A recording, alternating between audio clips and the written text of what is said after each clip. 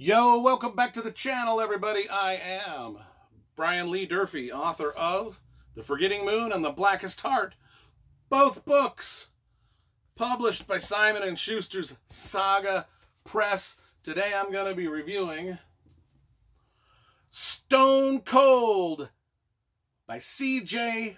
Box. This is book number 14 in his Joe Pickett mystery series set in Wyoming. If you've followed my channel for any length of time, you know C.J. Box and the Joe Pickett series is my new favorite thing I've discovered in life, and I love everything about it. In fact, I've got the entire Joe Pickett series up here. We'll scan through my massive library. I've got all the Joe Pickett novels up there. We are reading through, we're to number 14. Let's put this back up. See if we can put that back on the stand without it falling. Looks like we got it. Good to go. Let's check out the cover. Cover first. As you saw when I showed you my entire series, all the spines look like they matched up, which is great. We love when the publisher makes the series look super dope on the shelf because the spines match up. This cover, I love the C.J. Box Joe Pickett series covers. They've usually got a great Wyoming scene. Colorful. This one's got the Wyoming mountains with a lightning bolt coming down. We'll give the cover an A+. Joe Pickett, who is he? He's a game warden in Wyoming, in small town Wyoming.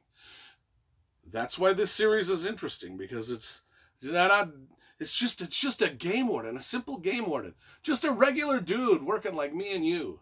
Just a regular dude with a regular blue-collar job. He's trying to support his family. He's got 3 daughters and a wife, and which we'll get into that a little bit in a second. That's who Joe Pickett is. He's just a simple game warden, but he gets embroiled in a lot of crazy murder mysteries. This book starts out with Joe Pickett's best friend, Nate Romanowski. Now, Nate Romanowski is kind of like the Jack Reacher of the series. He's sort of like the tough guy, whereas Joe Pickett's just a normal dude with a rifle. He does what he can. He tries to do the right thing. Well, Nate Romanowski's an ex-military guy. Looks like Dwayne "The Rock" Johnson and just goes around and kicks ass. He's a sniper, an assassin, an all-around badass. The prologue starts out with Nate Romanowski on a mountain. He's out in the mountains with a sniper rifle. He's going to go kill a bad guy named Scoggins, who's a billionaire, a bad billionaire. Every penny he's ever made is ill-gotten gains, and Nate Romanowski doesn't like it. There's reasons he's got to kill this guy. We won't get into that right off the bat, but he goes in there, and this is just a very cool and very unique opening scene, unlike any other opening scene in the Joe Pickett series. It's very thriller-esque. It's very reminiscent of like a Jack Carr thriller opening, or a Brad Thor thriller opening, or any of those thrillers like by Mark Greaney, the Gray Man, or whatever, where it's just a badass, super assassin, sniper, ex-military guy going out to do a hit job on somebody. And it's just such a cool opening. I loved it. And then we bounce back to Joe Pickett, just the game warden, the regular game warden, and his family. Now, his daughter Sheridan is at the university. She's a sophomore or junior at the university or whatever, but she's got this guy that's stalking her, which is part of the plot.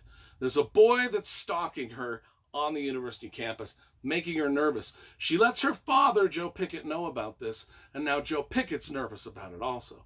Now, Joe's other daughter, April, is sort of this goth girl. She's been a goth girl throughout the whole series, but now she's suddenly changed her tune. Now she's no longer a goth girl with all the pasty makeup and the black and all the, spiked chokers and all the shit that the goth kids wear. Now she's a cowboy. She's suddenly wearing big belt buckles and Wrangler jeans and button-up shirts with the flannel and the cowboy hat. And Joe Pickett and his wife are going, what happened to our little goth girl daughter? Now she's all of a sudden a cowboy. Well, come to find out, she's fallen in love with this rodeo star Now, keep in mind, April is still in high school. She's like a senior in high school. She's fallen in love with this rodeo star named Dallas, and Joe Pickett knows that this guy is a suspected rapist. So you clearly know that that's bad. So his one daughter's at college. She's got a stalker. His other daughter's now dating this rodeo star who has been suspected of raping people and been getting away with it forever. And then his youngest daughter, Lucy, she's 16-year-old. She seems to be doing fine. One of the reasons I love these books is I'm almost more interested in the side plots that revolve around Joe Pickett's family than in the major events that are, the Nate Romanowski assassinations, the Joe Pickett murder investigations. There's another character called Whip in here. He's also an assassin. And he's a badass. I really liked Whip. He's another badass that shows up along with Nate Romanowski. And so now we've got two badass ex-military assassins. Rogue, rooftop, Anyway, kind of like these rogue rooftop snipers, sort of kick-ass things. So anyway, like I said, a lot of the side plots I kind of enjoy more. I didn't really describe the main plot. I'll just read the back here and then we'll give this a rating. The main plot is: everything about the rich stranger is a mystery. The massive isolated ranch in the remote Black Hills of Wyoming, the women live with him, the secret philanthropies, the private airstrip, the sudden disappearances. So there's a new guy in town. He's got planes. He's a philanthropist. Strange women live with him. So anyway, what's worse are the persistent rumors that the man's wealth comes from killing people. Joe Pickett, still officially a game warden, but now mostly a troubleshooter for the governor, is assigned to find out the truth about this dude. But he finds out a lot more than he's bargained for. There are two other men living up at the ranch. One is a stone-cold killer. That's why it's called Stone Cold. One is a stone-cold killer who takes an instant dislike to Joe Pickett. He doesn't frighten Joe at all, though.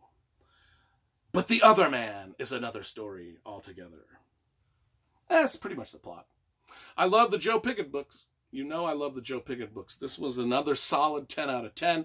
I can't get over of how well C.J. Box writes. I almost feel like he's the Michael Jordan of mystery writers. It's like he just effortlessly writes these books. You know that they're well written, but the writing itself doesn't stand out so much that you feel like the guy's showing off at all.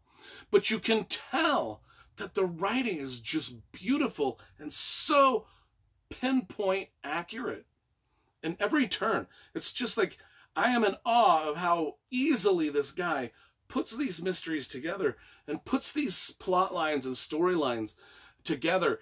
Everything from the major plot lines just down to the simple plot lines involving his daughters all come together with such fluid precision that's just uncanny.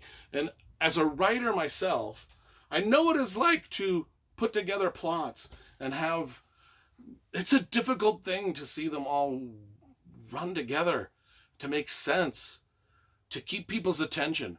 And C.J. Box, I feel like he's doing it with his eyes closed. Like almost like he's like sleepwalking through it, effortlessly doing it. I don't know if and it's perfect. It's just perfect. I usually when I read people's writings, I know I'm going on about this a little bit. Usually when I read other authors' writings, I can see the mechanics behind the story. I can see what they're doing with the sentences. It's almost like this guy's writing on a level above me where I just can't figure out how it seems so effortless. And I've got to figure that out because I want to write stuff like this. Anyway, a 10 out of 10 again for the C.J. Box Stone Cold, book number 14 in the Joe Pickett mystery series.